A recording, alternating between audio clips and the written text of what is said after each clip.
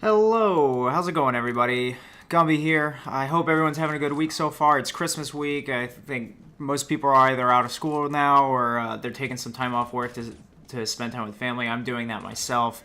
I have this week off, so I want to knock out a few videos that I was looking forward to and I had on my backlog, and then the rest of the week I'll actually be with family, so I'll be taking a break. But today I have another benchmark video for my Razer Blade 14 laptop. I'm doing Counter-Strike Global Offensive today.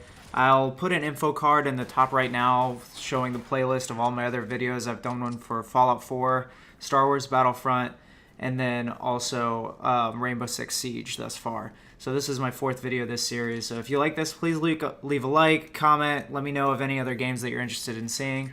But this video I'm actually going to be doing 9 tests.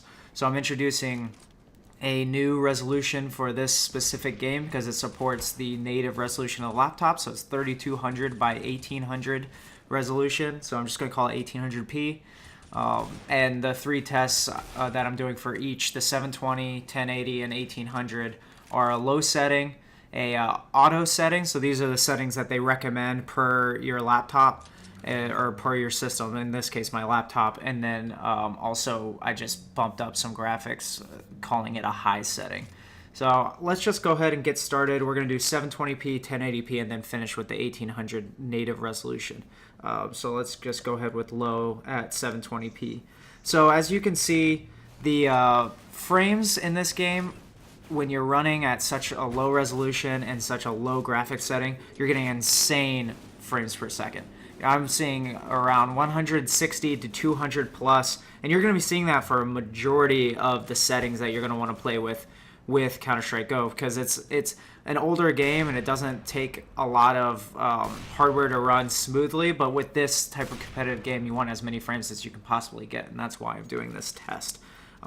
Moving on to the auto settings. So these are the settings that the game recommends based on your graphics chip and how much RAM you have in your CPU, what you should be playing at per your resolution and per your system. So at 720p, you're getting 150 to 200 frames per second at this auto setting. So I would say this is actually a bit of a higher setting for this laptop, but it can go a little bit higher in the next test for the 720p resolution. But like I said, you're still getting that 200 plus, and it's really, really nice to get that good frames for this type of game.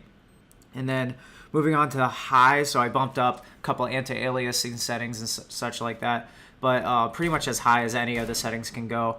And you're still getting that 148 to 200 plus frames per second. So at 720p, you're really not getting any performance hit no matter what setting that you're playing the game at. And at 720p, you're getting a nice resolution for a 14-inch display, and I've said that many times in the past on these videos. And then with the frames per second that you're sitting at, you're going to be getting a really smooth, crisp gameplay for this very competitive game for Counter-Strike. So this is something that people talk about the most when playing this game is frames.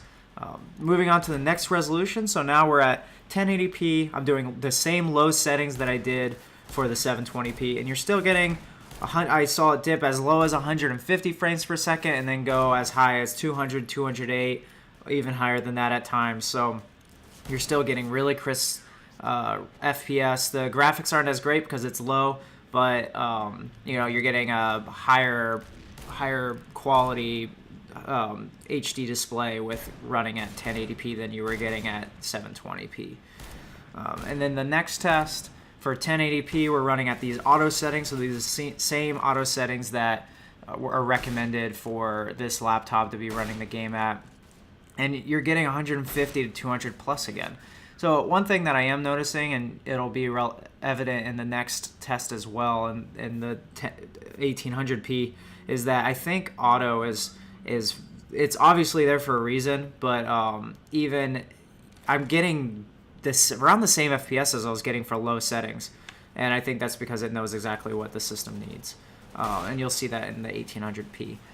1080p on high, so I'm getting, this is like pretty much the first time it's dipping below 100 FPS, but I'm getting around 90 to 160. It's still really good. It's not really hitting that 200 frames per second anymore consistently, at least, but you're still getting up to 160 frames.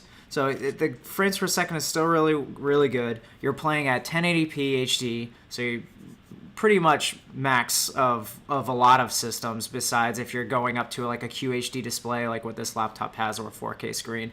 And then you're at a high graphics setting, so you're getting a really pretty game. And then the new resolution that we're introducing, 1800p. So this is 3200 by 1800. This is the native resolution that the game plays at this laptop, the Razer Blade 14 QHD display. And you're getting about 75 to 150 frames per second. So still, really good frames. I mean, you're still getting well above 60 and well above 100 consistently with this new resolution that some people may not be used to playing at, or if you have a certain screen, you may be used to playing at it for yourself. And then, so auto. Now we're on the auto settings for 1800p, and this is what I was talking about previously when I was saying that settings for auto are there for a reason. The settings are higher than the low, but I'm getting more consistent frames per second. I'm not getting as high on that high outlier of 150, but so I'm getting about 80 to 110 plus, so 110, 115, 120, somewhere around there.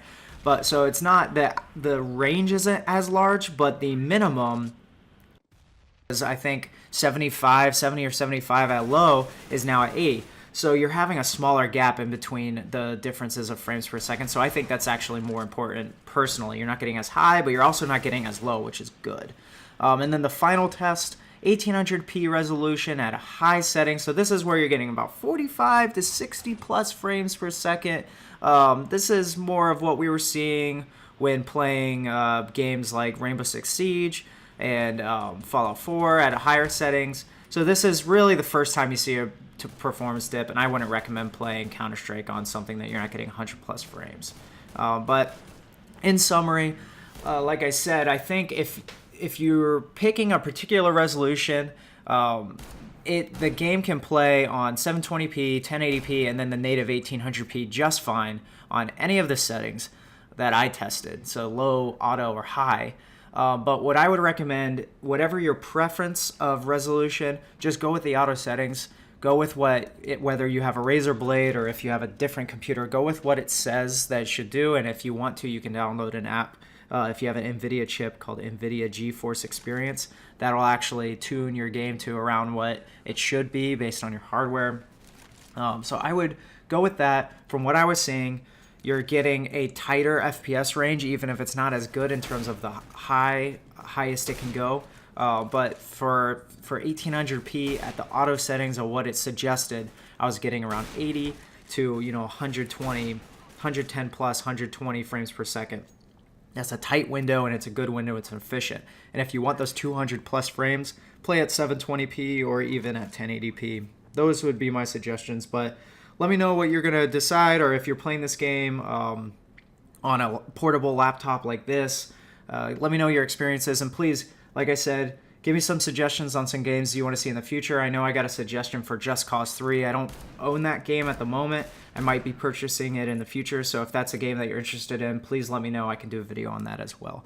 But I hope this video helped, guys. I appreciate you checking out. I hope your day is beer and Skittles, and as always, thanks for tuning in.